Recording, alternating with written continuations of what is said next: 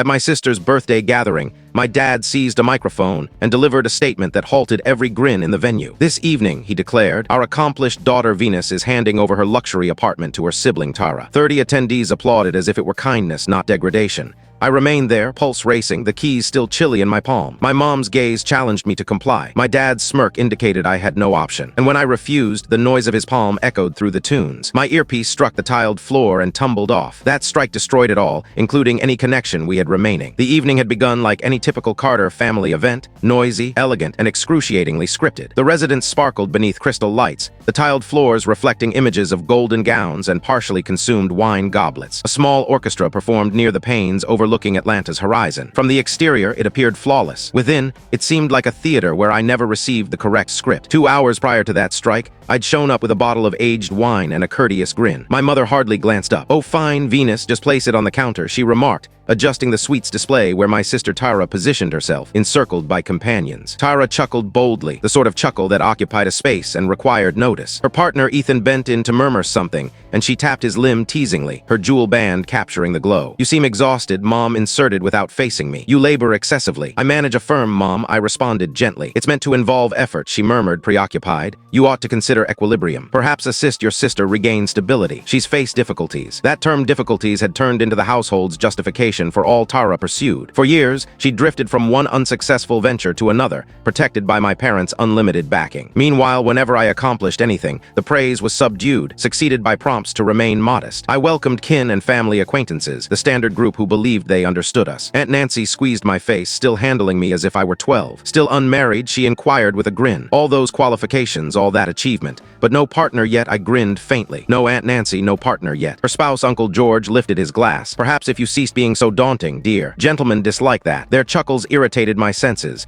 I located a secluded spot near the counter, feigning to review messages. Across the space, Tara reveled in praise. "She's such an independent soul," someone remarked, "not constrained like Venus." Yes, another contributed. "Wealth isn't all." I drank my wine and suppressed the resentment rising in my throat. Dad navigated the space like a leader greeting hands, smiling broadly. He'd constructed his prosperity on charisma and dominance. When he eventually approached me, his hand rested heavily on my arm. "Are you proud of your sister this evening?" he questioned. I compelled a grin. Naturally, he drew nearer. "You've succeeded for yourself. Perhaps it's moment you distributed that prosperity. Kin cares for kin." His manner wasn't a proposal. It was an order disguised in warmth. I nodded, acting attentive as he departed to replenish his beverage. My heartbeat accelerated. There was an element in his tone, conclusive, rehearsed, threatening. The melodies intensified. Guests assembled for a salute, and I met Tara's gaze. She appeared nearly anxious, nearly remorseful. Then Dad lifted the microphone, and I understood. The evening was poised to become something unforgettable for all. The noise of the microphone screech sliced through the merriment like a blade. Talks halted, goblets descended. My father positioned in the middle of the space, his stance arrogant, his tone laden with theatrics. "This evening," he started, "we honor kin kindness and the tie that maintains us united." I already despised the direction. I'd observed that spark in his eyes previously, just before he revealed something that aided everyone except me. He faced me with a grin that failed to touch his eyes. And what superior method to demonstrate that tie than a present from one sibling to another? Our diligent Venus has chosen to transfer her luxury apartment to her sister Tara. The space burst with praise and exclamations. Some applauded from astonishment, others because that's what occurred when the leader instructed. Flashes ignited. Someone yelled, "That's amazing." I stilled goblet yet in my hand, my grin rigid. For a moment I believed I'd misheard, but then Tara placed hand over mouth in feigned astonishment. "Dad, truly?" she uttered, tone quivering sufficiently to appear genuine. My mother wiped at the edge of her eye, murmuring, "This is so touching." My gut churned.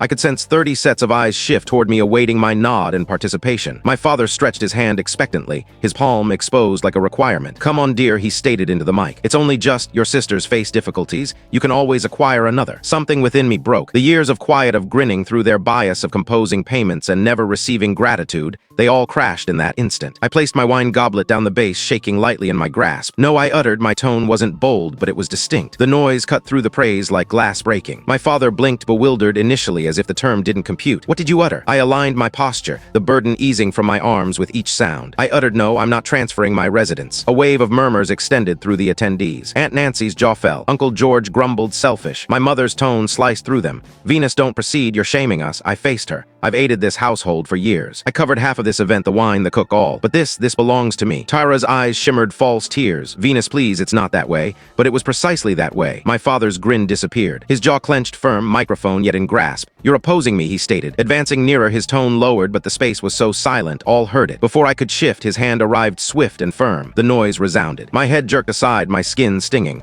My earpiece detached, tumbling across the tiled floor until it struck the base of a seat. The space inhaled collectively. No one shifted. Not one individual intervened. I aligned gradually, touched my face, and gazed at him. He anticipated my collapse to weep to regret. Instead, I retrieved my earpiece and murmured, "Happy birthday, Tara." Then I departed. The corridor beyond the banquet area was cooler, more silent, like the atmosphere itself declined to transport the sound from within. My face yet stung my skin warm against the cold tile. I applied my hand to it, partly anticipating to view his marks etched there. Behind the shut doors, the melodies had resumed, a frantic effort to act as if nothing occurred. That was my household converting disgrace into faint sound. I moved quicker, heels hitting the floor in consistent beat. I wasn't fleeing. I was finished fleeing. In the mirror of a glass table, I glimpsed my expression. Composed, distant gaze, firm. That composure frightened me more than the strike because it indicated something inside me had stilled, like a pond just before a tempest. I delved into my purse and extracted my phone. One press, that's all required. A single icon shining blue. I gazed at the display for a moment, then secured it. No one within knew what that icon signified, but I did. It wasn't fury guiding me. It was accuracy. Months prior, my closest friend Kayla had cautioned me if they overstep that boundary again, don't debate. Just contact her. Grandma's the sole one they dread. At the time, I'd chuckled. I can manage them. Kayla had merely gazed at me and uttered softly,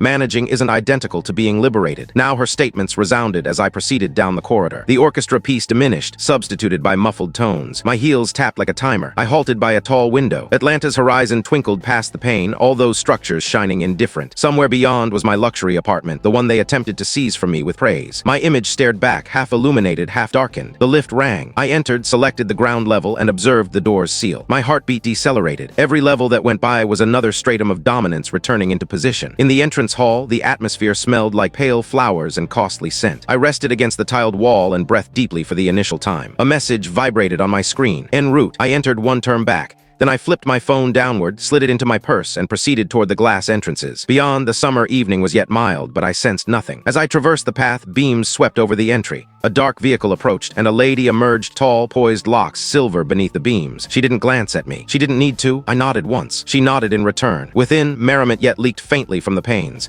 In half an hour, that merriment would cease. And when it did, everyone in that space would ultimately comprehend what occurs when you attempt to degrade the incorrect daughter. The orchestra was yet performing when the doors parted, but every tone seemed empty. The lady in silver locks walked in heels, tapping like a timer. Talk stilled mid-phrase. "Daniel Carter," she stated calmly. "Clarify why you placed a hand on your child." My father dropped the microphone, hue fading from his face. "Mother, it's not what you believe." "Then inform me what I ought to believe," Margaret answered. Her staff hit the floor once. "You degraded Venus. You required her residence like she was a dispenser." Her gaze scanned the attendees and every one of you praised. The quiet that ensued was thick. Even the orchestra halted. My mother faltered. "Mom, please, it was a mix-up." "Be cautious with that term," Margaret stated. "You've employed it to excuse harshness for years." My father adjusted his neckwear. "It was household matters." She exaggerated. I emerged from the entrance. I stated no, I informed him. "That's not exaggerating. That's establishing a limit." Margaret faced me but didn't disrupt. She merely lifted her chin and announced, "You have 5 minutes to locate her earpiece." An inhale waved through the space. Tara fell to her knees immediately, her dress trailing across the tile. Attendees moved, uncertain whether to aid or conceal. My father's jaw quivered, gaze shifting between his mother and the group recording him. "Mother, this isn't required," he stated, tone elevating.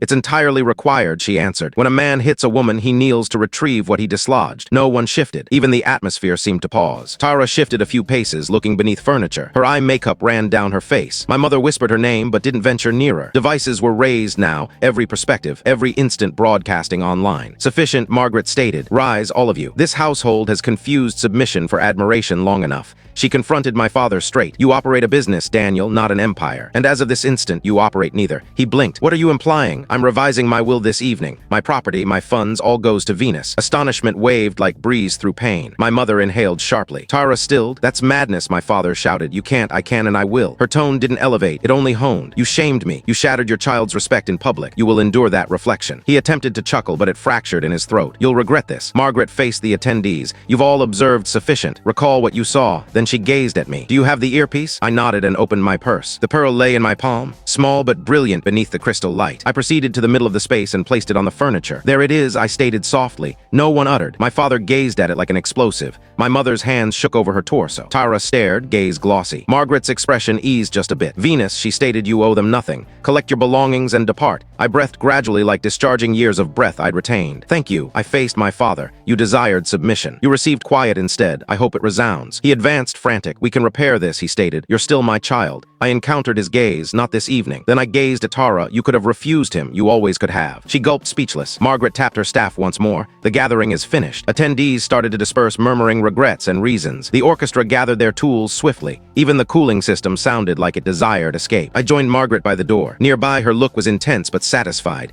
You've performed well, she murmured. They finally witnessed who you are. And who they are, I replied. She nodded. Tomorrow we'll complete the documents. I offered her a subtle grin. Ensure you relax this evening. She pressed my arm gently. You too, dear. As I exited, the noise of heels and murmurs followed behind. The evening atmosphere struck my skin, mild, keen, with the aroma of trimmed lawn and vehicle fumes. I glanced back once through the glass barrier, my parents stilled in the consequence, Tara yet kneeling, the pearl shining beneath the crystal light. It didn't appear like triumph. It appeared like freedom. A dark vehicle awaited beyond. Kayla rested against it, limbs folded. So she inquired. It's finished, I stated. She opened the entrance. Let's head home. As we departed, the residence diminished in the mirror, its panes glowing like waning coals. My image overlapped with the horizon ahead, composed, firm, invulnerable. I didn't grin. I didn't weep. I just allowed the quiet to occupy the area where their tones used to reside. By dawn, the footage had spread widely. Someone had broadcast the whole incident, the declaration, the denial, the strike, and the instant my grandmother entered. It propagated across every site with titles like Father Strikes Daughter Over Apartment Transfer and Household Event Becomes Public Chaos. Journalists positioned outside my parents' residence by midday. Dad's colleagues retracted from upcoming agreements. Mom's nonprofit group silently requested her resignation. Tara's betrothal vanished instantly. Ethan's kin issued a note about principles and steadiness. I didn't respond. I didn't require to. The public was expressing everything for me. In my luxury apartment, dawn light extended across the floor door to ceiling panes. Kayla browsed her device, shaking her head. They're popular and not positively. I poured coffee, the aroma filling the calm.